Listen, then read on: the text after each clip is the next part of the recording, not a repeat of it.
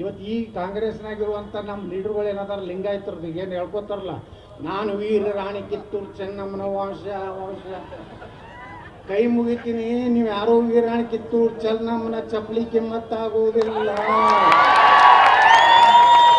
ನಾ ಕೈ ಮುಗಿದು ಕೇಳ್ಕೊತೀನಿ, ಸಂಗೊಳ್ಳಿ ರಾಯಣ್ಣನ ಕೊಡ್ಲಿ ಮುಂದಿನ ತುದಿ ಆಗುವುದಿಲ್ಲ. ಯಾಕೆ ಅನ್ಕೋತಿರೋ ನೀವು? ನಿಮ್ಮ ಮಾರಿ ನೋಡ್ಕೋರಿ. ನೀವು ಏನೇನು ಮಾಡಿ ಚೆನ್ನಮ್ಮನ ಹೆಸರು ಯಾಕೆ ಒಬ್ರು ಕಳಿಲಕತ್ತೀರಿ? ಇದು ಯಾವ ಜಾತಿ ಈ ಜಾತಿ ಇಲೆಕ್ಷನ್ ಅಲ್ಲ ಬಂಧುಗಳೇ. ನಾ ಪಂಚಮಸಾಲೆ ನೀವು ಗಾಣಿಗೆ ಗಟ್ಟಿಗೆ ಅಂದ್ಕೊತ ಹೋದ್ರಂದ್ರೆ ಇಡ್ತಾರೆ ಸಾಬ್ರು ಬಂದು ನಿಮ್ಗೆ ಊಟ. ಅಲ್ಲಿಂದ ಕಿಶೋರ್ ಇದ್ದೀರಪ್ಪ ನೀವು. ಅವಾಗ ಅವ್ರು ಏನು ನೋಡುದಿಲ್ಲ, ಅವ್ರು 50% ಹೆಚ್ಚಾದ. ಇನ್ನ ನಮ್ಮ ಡೊಂಗರ್ಗಾವ್ ಸಾಹೇಬ್ರು ಅದಾರ, ಅವ್ರ ಮುಂದೆ ಹೇಳ್ತೀನಿ. 50% ಅವ್ರು ಆದ್ರಂದ್ರೆ ಇವ ಪಂಚಮಸಾಲೆ ಅದನ್ನು ಬಿಡಬೇಕು, ಇವ್ ಕುರುಬರ ಅದನ್ನು ಬಿಡಬೇಕು, ದಲಿತರ ಬಿಡುದಿಲ್ಲ. ಅವರು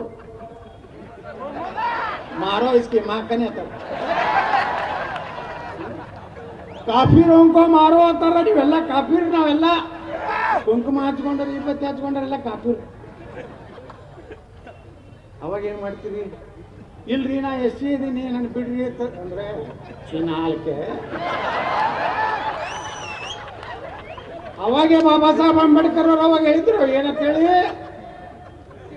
ಭಾರತ ಪಾಕಿಸ್ತಾನ ದೇಶ ಹೊಡಿಬೇಡ್ರಿ